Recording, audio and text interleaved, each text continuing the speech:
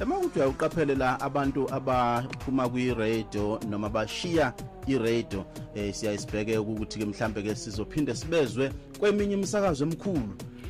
kodwa ke uthola ukuthi kwabanye cha bathatha umnyumzila bathatha umnyuline right ke ikhona ke insizwe soxoxa nayo ke namhlanje ke ngeminye imikhakha ethe yayithatha lapho besibheka ukuthi hawu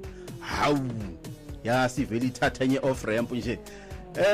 mfoka Msomi babusho khamba kahle mfethu siyaphila kakhulu uNkulunkulu muhle kwentambama khamba kahle kuwena hayi qonde ngqo mfethu siyabonga ukugcina engakusho kumkhakha I think ufana ne-radio